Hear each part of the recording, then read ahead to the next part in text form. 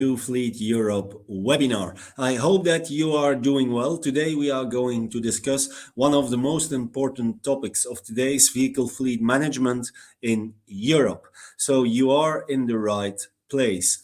Ladies and gentlemen, we of course all know that we need to move to a more sustainable vehicle fleet management, but there are some issues, not only economically, geopolitically, but also in terms of management. For some of you, it might be a challenge to exactly know how to start, where to start, how to engage your drivers, and what is the exact cost picture of going for a zero emission mobility. Well, in this webinar, together with our partner Fleet Support, we will detail all you need to know to go into a more sustainable fleet and mobility management.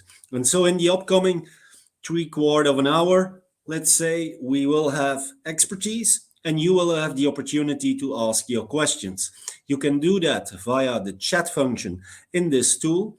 And after the presentations of our experts, we will have a Q&A in which I will moderate the most interesting questions together with our two experts. So with no further ado, I would like to thank Fleet Support again for their contribution. And so let's move on with the presentation. And I would love to have now Eric Westdorp, who is the Manager Business Development at Fleet Support, and his colleague Jaap van Daalen, who is the Commercial Director, with me. Gentlemen, welcome. I hope that you are doing well. Thank you. Thank you very much. Looking forward to this event. I can imagine. The same for me. So we have roughly 3/4 of an hour in front of us. So let's tackle the topic immediately. And I believe that you have prepared a presentation that we can see now on the screen. And so I will mute myself so that full attention is on the both of you. And again, to the participants, if you have questions, don't hesitate to submit the question via the chat. Afterwards, we will have a Q&A together with Eric and with Jaap. Enjoy the webinar. Well, thank you and good afternoon. It's a pleasure to have you all in this webinar. I understood that there are somewhere around 200 participants. So it's a busy afternoon. A pity we can't meet physically, but I think this is a very good opportunity to get to know each other through the screen. We're very happy to be able to enlighten you a little bit about our experiences with electrifying with the road to zero. And as you can see, me and my colleague Eric are going to do this presentation for you today. First of all, a short introduction. We want to tell you just a little bit about Fleet Support, because I can imagine that not everybody knows our company, despite the fact that we are over 30 years old. But I will do that shortly, and then I will give the word to my most electrifying team member, which is Eric, and he will go into depth into the move to zero emission. So Fleet Support is part of the Autobink group. That is maybe a bit more familiar because it's one of the biggest automotive concerns in Europe. And it's already more than 100 years old, but still in the hands of one Dutch family. We're very proud of that ownership and especially the way they have modified themselves over and over again with all the changing circumstances. As you all know, we're in the middle of a new change going from traditional automotive to modern and sustainable and flexible mobility.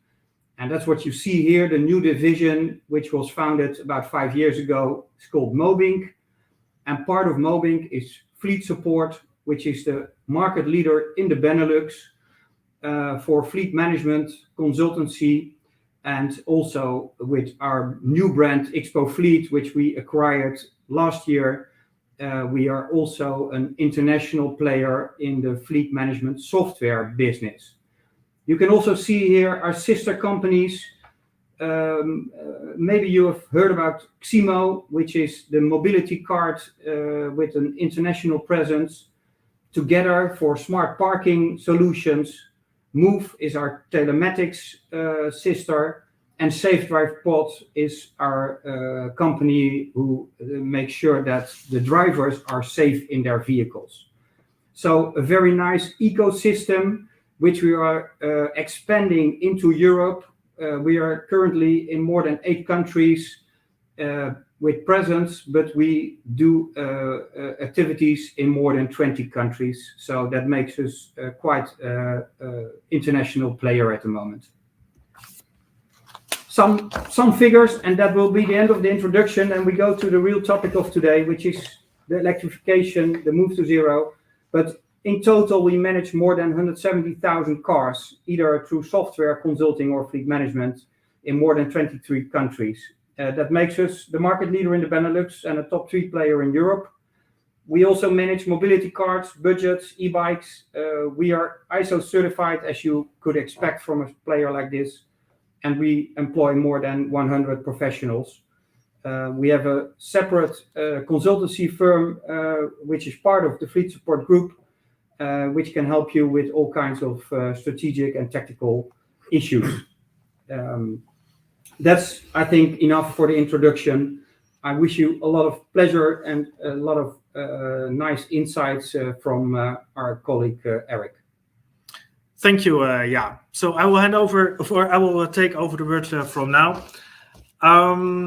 And so, as Stephen introduced and Jaap as well, it's all about sustainability nowadays.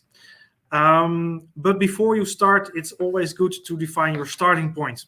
Maybe you're already familiar with electric vehicles, or maybe not. So your starting point could strongly differ. Could differ per country, or could differ even within your company per cost center. So before you start, it's good to understand that moving to sustainable mobility is not that easy as it sounds. Nowadays, there are so many unclarities and questions to answer when it comes to sustainability. Your procurement wants to know what it will cost, and while employees are not convinced, or maybe not convinced yet, your CSR director wants to speed up. And in the meantime, your daily business is very skeptical because maybe they have heard or read some less positive customer experience about electric vehicles or a burning Tesla. But while your client seems to be located in the zero emission zones, so also from business continuity perspective, action is really required. And as a fleet or mobility manager, you need to deal with the internal and all the external forces of supply and demand, but also your company's objectives and applicable policies, laws and regulations. So you have a busy job, and we know that.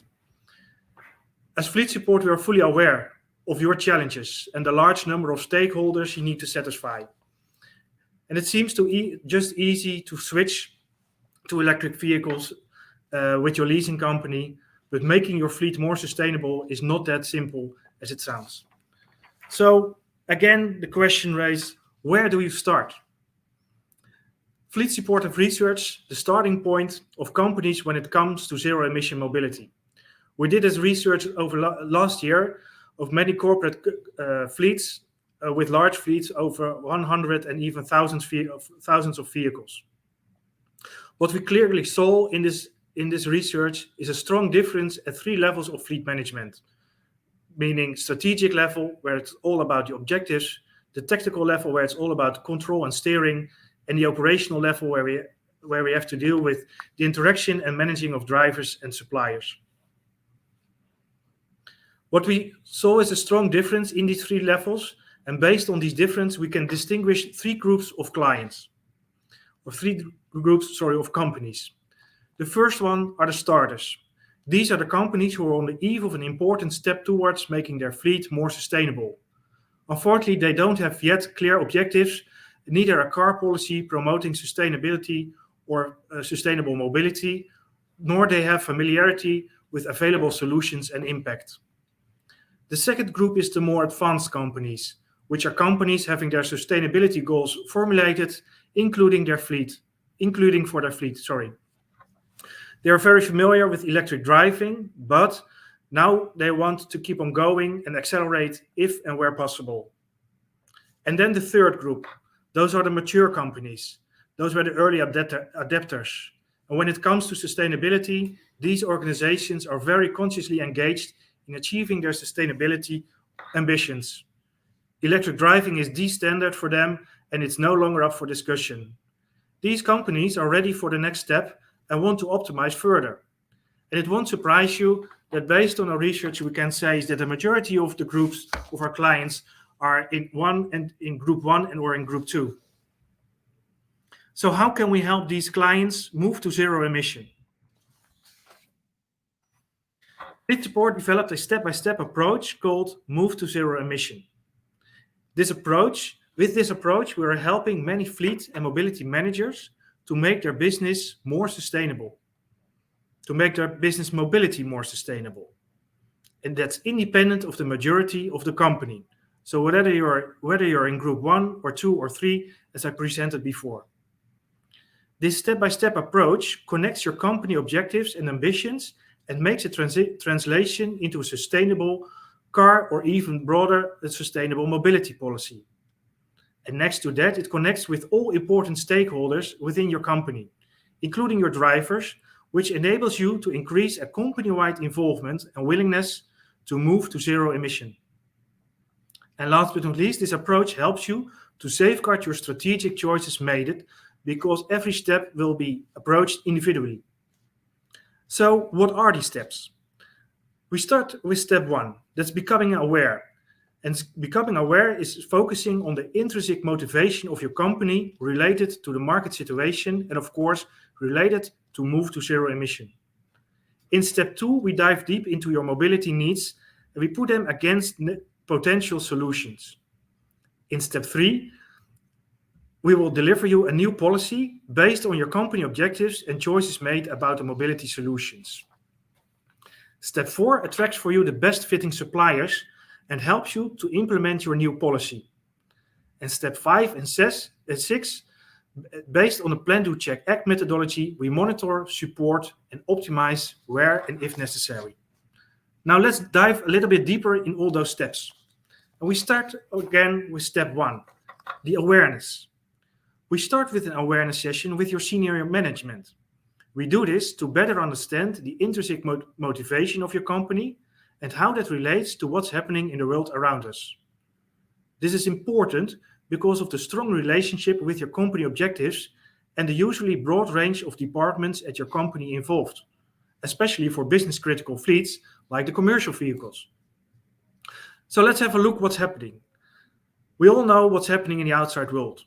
COVID changed our mobility needs, and since we now work more from home, even after when COVID is pushed back. The measurements taken against climate change result into the rules and regulations related to mobility. For example, the rising number of low emission zones, new tax benefits and subsidies. The urbanization is causing high congestion in city areas, which make employees looking for alternatives and more efficient way of mobility. And unfortunately, the terrible war in the Ukraine is causing a delay in delivery of raw materials and therefore also long delivery times for new vehicles. The result of this very first step is alignment on strategic level within your company and the clear objectives for your fleet, less or more triggered by all these kind of market developments. Let's go to the next step. In the second step, first your current situation will be analyzed. We will look into the mileage and intensity of usage of your fleet by analyzing your fleet data. Here we gain fact-based insights in the usage and the needs of different user groups. But you all know that facts are not only created by data. Therefore, we always recommend to closely involve your employees. We can do this via online surveys or setting up focus groups to better understand how the vehicles are used. Then we will connect these needs to potential solutions as available in the market. This can be in terms of recommended vehicles, but also in terms of additional required services, such as home chargers and holiday cars. And because one solution doesn't fit all, we always suggest to create different scenarios, each with its own impact on extent to which it will contribute to your aimed results.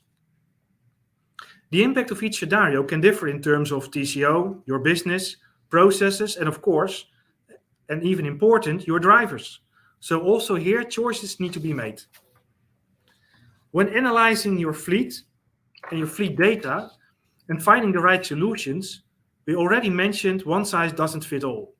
So looking into your fleet data, you will definitely recognize different driver profiles, each with its own needs and intensity of vehicle use. As an example, we here show you 3 profiles.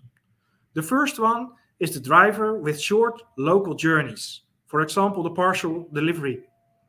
Many start-stops and quite often driving with high payloads. The second one are the regional and longer journeys. So those are the drivers who travel a lot via the high roads or the highways with less stops. And the third group are the group with a low number of journeys during the day. It can be the vehicles only used for commuting, but also the vehicles used as a workshop during the day, for example, for construction workers. What I will teach you here is that each profile requires its own approach to vehicle choice and matters that you must take into account in the planning of the vehicles. So depending on the profile, your drivers may have to charge during their journey. Therefore, time for charging must be taken into account when planning the routes for these specific drivers. So we defined the objectives, we've chosen the solutions. Now let's define your policy. If your company is aware of this, all of this, it's time to reset your car policy based on the impact you want to achieve on reducing emissions, reducing costs, and or maintain your employee satisfaction. Together we will find the right balance for your car policy. That means that next to an update of the traditional topics of your car policy, new content and policies are required. For example, when defining new lease budget, take into account the strong fluctuating fuel prices and long delivery times. Therefore, our advice is nowadays to review your lease budget at least twice per year instead of once every 2 years. And that's a quite big difference as how we do it nowadays. Later on, I will come back to you about the TCO and what you have to take into account when budgeting your fleet costs. Adding flexibility helps you to offer intermediate solutions, especially to bridge the long-term delivery times nowadays. For example, with a short lease contract or maybe a mobility budget for employees who are living and working in busy city areas. Another important topic is to reconsider the compensations for your drivers. For example, when steering on the takeoff of electric vehicles, you have to support your drivers by providing enough charging facilities at your offices and provide compensations for home chargers and their energy costs. And last but not least, provide support to your employees. Because changing from traditional car policies with diesel and petrol vehicles to zero emission requires good communication and support. Your drivers may have even more questions and concerns than you had in the very beginning of your journey, especially in the beginning, so you can help them with FAQs, quick reference cards with tips and tricks will help you to support them. So I promise you to come back about the TCO. And we've all seen is that some leasing companies have published EV readiness for countries and also mentioned the TCO impact. What we did is we compared the TCO of an average ICE vehicle, which is an internal combustion engine vehicle, with a comparable electric vehicle. And when we divide the TCO pie, we see that each cost lever will make its own move. Let me show you some of them. First, look at the depreciation. The higher cost of purchase results in higher depreciations and so on, also in higher insurance cost. While the availability of financial benefits and subsidies could flatten out this effect locally, in the meantime, long delivery times could negatively influence catalog prices as well. But the need for electric vehicles and batteries will strongly increase upcoming years. Fabrication will be done in bulk more and more, and we expect that at the end this will result in lower costs of batteries and therefore a decrease of vehicle purchase upcoming years. Let's have a look at the fuel and energy costs. The energy costs per mile are much lower than the fuel cost for ICE vehicles. But also here we need to take into account that next to the fuel prices, also the energy prices are fluctuating as well. So steering on charge location could help you to manage your energy costs. For example, allowing to make use of fast chargers may cause more efficiency for the driver and your business, but can be very cost intensive. Let's have a look at the repair and maintenance costs. The lower need for maintenance results in lower maintenance costs and in less downtime of the vehicle. What we see is that the cost for tires are slightly higher than for ICE vehicles due to the higher power of the engines.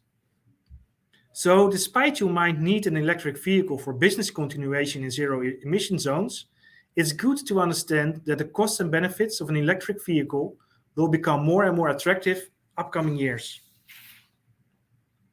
Now let's have a slight deeper look at the development of the fuel costs. From budgeting perspective, this might be very important for you. What we did is we compared the development of the share of fuel cost as part of the total TCO. So let's take petrol as an example. In 2017, on average, petrol was 29% of the total TCO costs of a leased vehicle. Today, it's about 31%. We see an increase in the crisis years 2018, 2019. We see a dip in 2020, and we see an increase over the last 2 years, especially on diesel and on power. On diesel and power, we see even an increase over 25%. Now let's put the TCO in the total TCO index next to that. And I need to be honest, this is a TCO index of the Dutch market, but we all know is that looking to the total TCO, we can make comparison with other countries.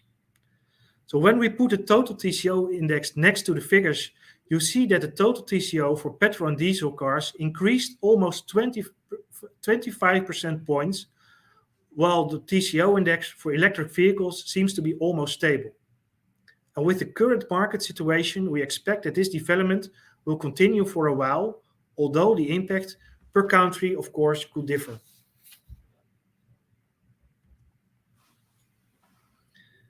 It's time for the next step. We defined your car policy, we defined your objectives, and defined your potential solutions. So it's now the time to find the right fitting suppliers for your business mobility. This can be done via renegotiation with your current suppliers, but only if they're able to fulfill your needs. Otherwise, we always recommend to go to the market with an RFP or an RFQ to get a broader perspective of the market. And after contracting of your new suppliers, it's time to implement, it's time for implementation of the new services and your new policy. That brings us to step 5. When your new suppliers and car policy are executed, it's time to monitor and the progress of the aimed results. Our key takeaways over here are the guidance of your drivers, because for them it will be the very first moment to be connected with sustainable mobility or an electric vehicle. And secondly, having the right data and insights available. Please note that it could take some time before you will see tangible results, but monitoring your data is very important in this stage because maybe you need to adjust or reset your targets. So the outcome of previous step might result in the need for adjustment and optimizations, especially when your company becomes more mature when it comes to sustainability. It might be necessary to offer new solutions and to implement new solutions for your employees. But also from TCO perspective, optimizations can be found in processes, purchase, and steering. And what we nowadays see is, as an example, is in case clients are a multi-vendor situation with multiple leasing companies, we see that each leasing company offers its own solutions and each with its own service level, especially for home chargers. It could be more cost efficient for your company and for your drivers to contract just one own supplier for home chargers. And of course, we can help you with that. We have come to an end of our webinar, of our presentation, but please allow me first to share with you some key insights. First, be open for change. The traditional way of working and choices must be reconsidered. Making your mobility more sustainable requires an alternative way of thinking in how you set your mobility. Secondly, determine the role of mobility in your company. Is the vehicle the only option, or are there any alternatives? How important is mobility for your business continuation? And is it aligned with the setting of new and low emission zones, for example? Take care for the right support. As a fleet manager, you have more knowledge than your drivers. So your drivers need guidance and support to better understand the reason to switch and what does the switch mean for them. And last but not least, if you aren't started yet, please start now before you are forced to change.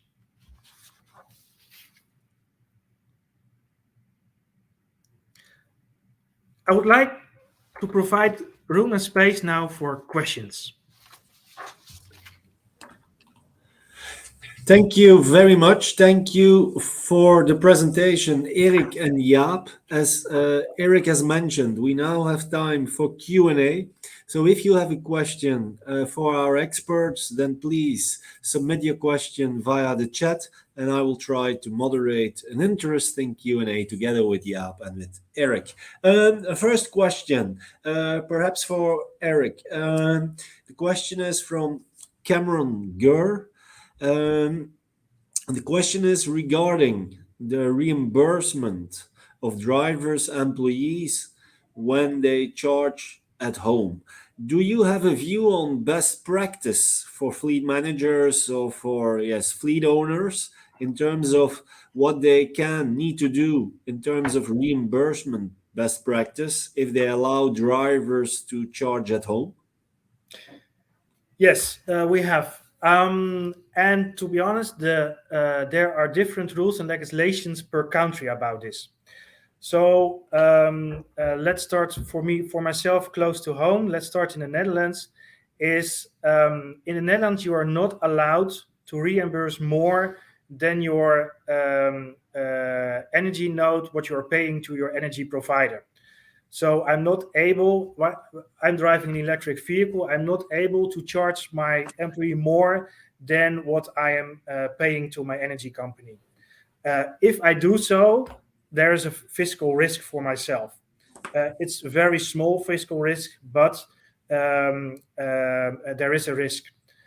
What we see is that companies, in order to reduce the hassle, is that they say, we provide a fixed amount for the kilowatt hours which you charged at home, but sometimes that's enough. So that's enough for it's covering the costs of charging at home. But with the fluctuating energy prices, we also see that sometimes it's not enough for a driver because his personal energy bill is higher than what he gets reimbursed from his employee. So from his employer, sorry. So it's good to understand if there are local measurements or regulations about this. So are you able to charge your employer more than you are paying to your energy company? And if so, we always recommend to capture the maximum amount you are reimbursing, because at the end, you also need to budget these costs without, how do I say that? Having fiscal risk or Yes. Yeah. Okay. In terms of the home charging, what is there your best practice? Is it that you say, well, it's probably best that the company is installing and paying the complete thing for the employee, and that after 4 years, when everything is paid off, that it can stay there, even if the employee afterwards is leaving to another company, etc.? Is it that you say, well, it's probably better that it's the employee that pays the home charging infrastructure, as he or she is the one that will use it? Is there some guidance that you can give? Yeah, also here we see quite a lot of different ways how to deal with it. What we generally see is that the home charger is part of the lease contract of the electric vehicle. So that means is that if you have a lease car with a 4-year contract, the charging station at home is also within that contract for the upcoming 4 years. That the amount for the home charger is mostly covered by the company.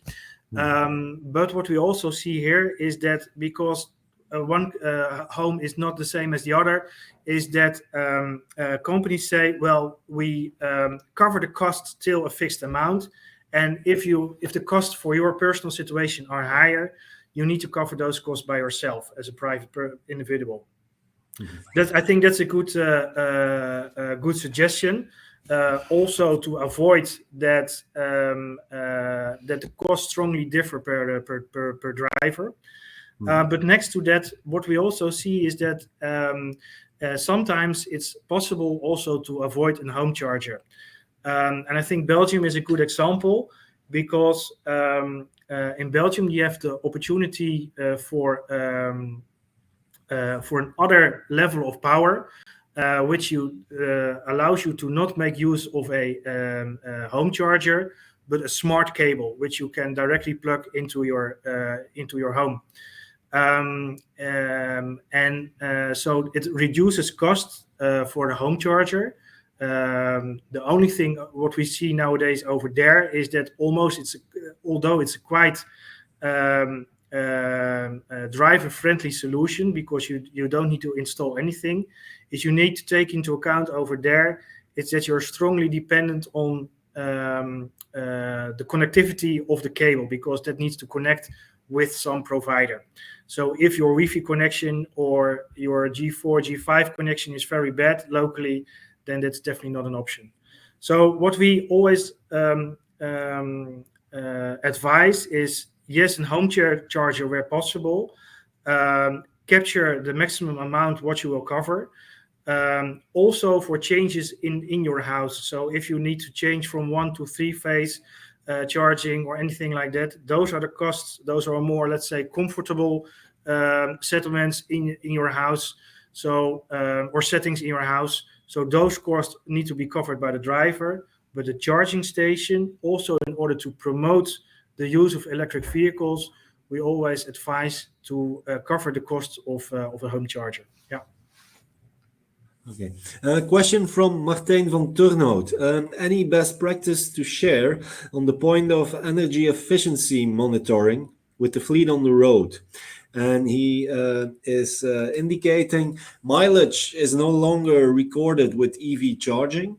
Discussions on suitability in relation to range and the options to charge, time spent on charging, etc., need fact-based evaluations. So what can a fleet manager do there? Yeah, there are different ways to deal with that. First, I would like to say is that in the near future, there will come up new rules and legislations which allow chargers and vehicles to communicate with each other during the charging phase. So that means is that not only power is transported via the cable, but also some data. That makes it possible also, for example, to indicate which car is on the charger, but also the data like mileage. But that's future, but that will come. Other solutions are looking to also electric vehicles. They will be at least once, maybe 2 times per year in the garage for damage repair, maybe winter tire replacement, or a regular annual check. Those 3 moments will generate mileage data, but not as much as you have now with when you have a fuel card where you need to put in your mileage every time you're refueling your car. So the third solution could be to add telematics. And what's good to know is that some OEMs provide by default access to vehicle data. Of course, you need to buy or you need to have a subscription for that. But OEMs can provide you access to a platform where you have insight in your vehicle data. For example, BMW is providing that, and Renault is doing that as well. And there are more brands who will provide this kind of insights. Of course, then you're quite dependent on that specific brand. So the other solution could be to add in-car telematics, or, and that's the less driver efficient way, is to request your drivers to fill in their mileage once every time in an app or provide it to you when they need to register their journeys. Yeah. But that can be an issue, of course. That can definitely be an issue. Do that. It's a lot of hassle for the drivers. So yeah. Yeah. Okay. Of course, it's probably not for tomorrow that we will all drive in our companies full battery electric vehicles.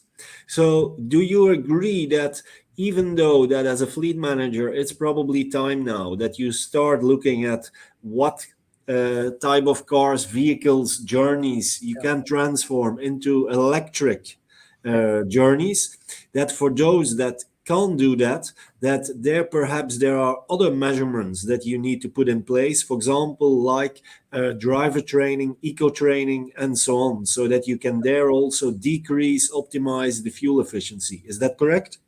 Yes, that's absolutely correct. So start where it's possible, and always start with the people who are quite well willing also to start and to early adopt this within your fleet. But also consider intermediate solutions. Like for some countries, it can be really interesting to start with plug-in hybrid electric vehicles because of the long distances employees need to travel locally. But definitely start as soon as possible. But don't change your fleet at once into electric vehicles, because that's a huge change. Even if you have a fleet or 10 or 20 vehicles, but it's always a big change. It's also a change of mindset, and it needs a lot of support for your drivers. So start small, think big, and act small. Yeah, absolutely. Okay. And I would like to add to that, if possible, that it's very important, if you take a look at the local regulations, that we, of course, have a few important dates to come in the next years. 2025, we have a lot of cities introducing a zero emission zone. And from 2030, probably only electrical cars will be produced and delivered by the OEMs. So instead of making a replacement plan for your fleet for the next year, which is the common situation, we would suggest to extend that period for at least 5 years and make a replacement plan for your fleet going electric for the next 5 years. Especially for commercial vehicles, this will be very important, because there are a lot of cities that you won't be able to enter with the ICE cars anymore after 2025. So you don't have to electrify your whole fleet, but you at least have to electrify the fleet that goes into that city zones, which are regulated. And it's very helpful to make a replacement plan for at least 5 years, maybe even until 2030. Good. Eric, you mentioned in your answer before, interesting thing, you talked about as a possible intermediate step, the introduction of plug-in hybrids. Now, many fleet managers, of course, they have some questions about plug-in hybrids and how they are used. You are based in the Netherlands. I remember that a few years ago, the plug-in hybrids in the Netherlands were very popular, but I don't know if each and every plug-in hybrid was also used in the best way. So what is your best practice for fleet managers that will introduce plug-in hybrids and that would like to ensure that the drivers are also in a maximized way using the electric powertrain and not only driving on diesel or petrol? Yeah, a very fair question. And indeed, a few years ago, it was quite a hot topic in the Netherlands as well, mainly stimulated by fiscal arrangements, lower benefit in kind for those vehicles. That's done now, so those vehicles are treated in the same way as petrol and diesel vehicles. So plug-in hybrids are not that interesting anymore in the Netherlands, not from fiscal perspective for the driver, but still attractive in the sense of range and what you can do with the vehicle. But then, of course, and that's the right question you ask, is how can you stimulate the right usage of those vehicles? So how can you avoid that the driver is driving from fuel tank to fuel to refuel station instead of using his battery? That all comes with the right insights, of course, in the vehicles. So that means is that the usage of the fuel card of the vehicle needs to be reported and needs to be controlled by the fleet manager in order to understand how much miles are driven and how much fuel is being used for those vehicles versus how often is the vehicle charged. I've seen examples of those data. It's not always that clear that you can extract these insights from the data, but it is possible, and it's also quite dependent on the fuel card provider you have. Next to that, so that's more data related and more about the control part, it also comes with the instructions to your driver. So let them benefit from the fact is that they drive more electric than for fuel. For example, what we have seen a couple of years ago with the introduction of the B-fuel vehicles, for example, the Audi with the petrol engine, but also with a gas engine, or also driving on gas, natural gas, is that the very first time when the car was leaving the car dealer, both tanks were full. So it was filled with petrol, but also filled with natural gas. After the natural gas tank was empty, it was never filled again. So those drivers were only using the fuel tank because no one likes to go to refuel his gas because it's smelling, etc., etc. So what it starts with also influencing the driver and his behavior. What do we expect from him? Set clear targets about how to use the vehicle and what you expect in terms of the share between the usage of fuel and the usage of power. That also means is that you need to facilitate them. Similar as with electric vehicles, you can also provide home chargers or charging solutions for plug-in hybrid vehicles. So make it easy for the driver, make it attractive to also drive electric instead of only driving on petrol or diesel. Okay. And you might need to change your policy as well accordingly. So you might have to make some adjustments in the policy to either add a bonus for a good behavior or add a malus for less good behavior. That might also help. Okay, perfect. I see one remark of Han Lemkes. He is saying the changes not stick to the like for like approach. Drivers would like to have the same as it is today, or even better, looking at the type model of car. BEV is quite another car powertrain compared to the regular ICE. Now, in the line of that remark, you also mentioned that during your presentation, Eric, that probably, yes, drivers will be confronted with change. And change is, of course, something that we are sometimes a little bit scared about. Yes. So, what is the easiest way to take away that scare element without just saying, okay, give them a bonus? Is there another way? Is there something else that you can do as a fleet manager? Yeah, definitely. And what we always propose is when we start a Move to Zero project with our clients is also to involve the drivers into the project. So let their voice be heard. So that's also that also become familiar for them what's going to happen with the fleet and with their vehicles. So involvement of employees is quite important.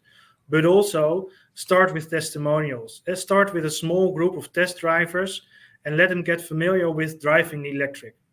That can be done by indeed just ordering electric vehicles for a small group, or a request for demo vehicles at your dealer or leasing company.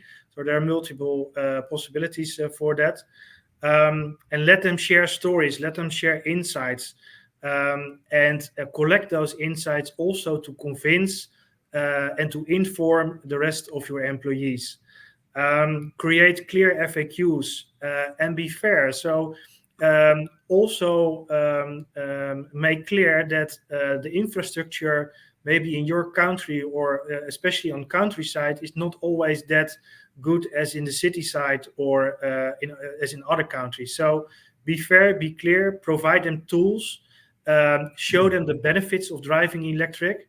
So it's the newest, the latest techniques. It's safe, it's clean, it's more driver comfort, etc., etc. So express the good things. Be fair of the thing about the things which could create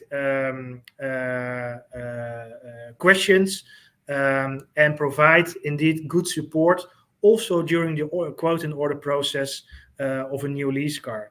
So let them show what the range is of a vehicle. Don't show only the WLTP, because I can tell you for an electric vehicle there is no WLTP value. Of course, all OEMs provide a WLTP value, but that's I will save you the word, but that's not fair.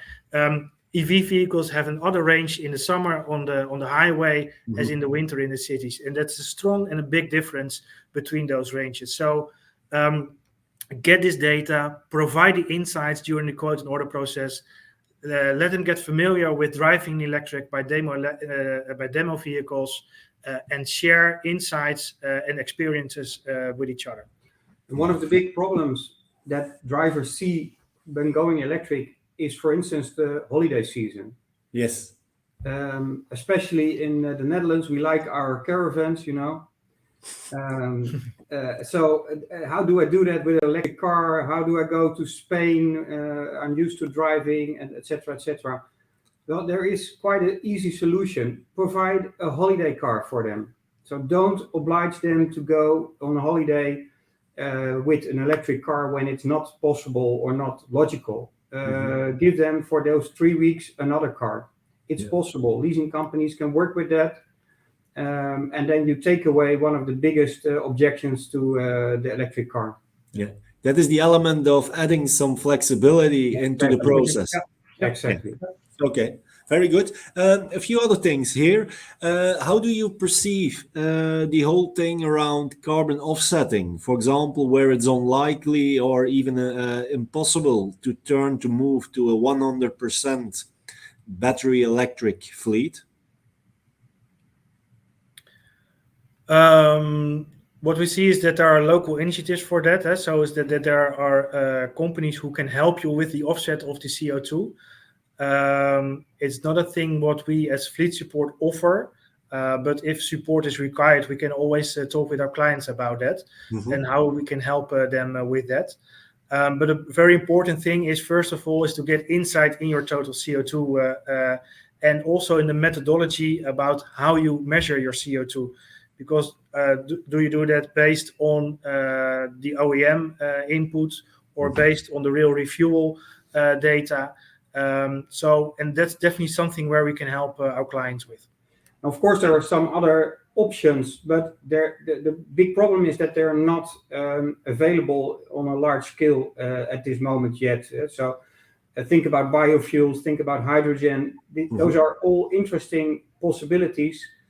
And it's possible to do some piloting with them, some pilot testing, but it's not possible to implement that on a big scale at this moment. So we would definitely see some progress being made in that corner the next few years. We will carefully watch that, and when it's available on a larger scale, it will be implemented as well. Okay. A question around ADAS. Of course, there are vehicles that have not so much ADAS. Perhaps there are companies and fleet managers that think that safety, vehicle safety, driver safety is really important. How do you balance, and what's your idea about adding options in terms of ADAS to the vehicle that then has perhaps an impact on, let's say, the cost aspect, the sustainability aspect, because the vehicle becomes lower, perhaps uses more energy, and so on and so on? Well, in general, the general development of ADAS is good. It helps you to move to zero fatalities. Absolutely, that's also something we are very believe in. What we see is in car policies is that more of these systems become mandatory in the vehicle choice. And in the meantime, we also see is that OEMs are providing more by default ADAS systems in their vehicles, especially, by the way, at electric vehicles.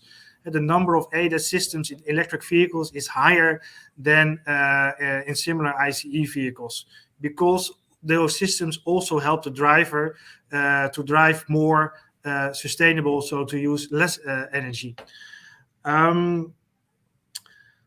The thing with these kind of systems, and we've also seen it in the past with winter tires, is that how do you use it as a driver? So what you see is that when I think I have, we see drivers that when they have winter tires, or maybe also now even the ADAS systems, is that they think that they can, how do you say that? Is that they can do everything on the road. And so they say, I'm covered with the systems. So even when there's snow on the road, I can drive 130 kilometers per hour on the left lane and do everything what I want. The ADAS system does not help you with that. So the ADAS system still, similar as winter tires, expect you to drive and to show normal behavior. It's only that they avoid the impact of the collision or reduce the impact of that. So we, of course, believe in that, but it's not a wild card to go crazy with your car. And that is something you need to be aware of and make your drivers aware of. Okay. Two final questions. The first one for Eric. Eric, do you believe that today each type of vehicle fleet, let's say, every organization, small, big, in many countries, in just 2 or 3 countries, can make and should make the exercise to go electric? Well, at least to sustainable mobility, whether it's an electric vehicle or maybe an alternative. And for example, what we see in parcel deliveries is that they don't use the big trucks and big vans anymore in the city centers, but they use small vehicles to enter the city center. So it's not only change the vehicle, but it's also change the mindset. Especially some retail companies and logistic companies are moving their logistics center outside the cities. Those are entered with the larger trucks. And then you enter the city centers and the city areas with smaller vehicles. So coming back to your question, yes, but it's a change of mindset. Absolutely. Okay. Jaap, for fleet support, you are today in 23 countries present in Europe. Does that mean that in all those countries you can consult and guide customers that have an interest in moving to a zero emission mobility? Well, we work for fleets in 23 countries. We currently have a local presence in 3 countries, being the Netherlands, Belgium, and Germany. So there we have boots on the ground, as we call it. The other countries, we have fleet management services. We can provide consultancy activities, and we can help with the right software to manage the fleets. So we have an in-depth knowledge about the home markets, being the Netherlands, Belgium, and Germany, and we have a lot of knowledge in the other countries, but slightly less than our home ground. Okay. Very good. Gentlemen, we need to end this interesting webinar. Thank you very much for the support. Thank you very much to Fleet Support. Thank you for the presentation and answering the questions. And of course, we will meet again, hopefully face-to-face soon. It will definitely not be the last time that we have met. I wish you all a pleasant afternoon. I would also like to thank the participants for their interest in the webinar. If you would like to know more about Fleet Support, then please visit their website. and also afterwards the article that we are going to publish online. And then I would like to invite all of you for an upcoming initiative of Fleet Europe. Thank you very much. Thank you very much. Bye-bye. Thank you. Bye-bye.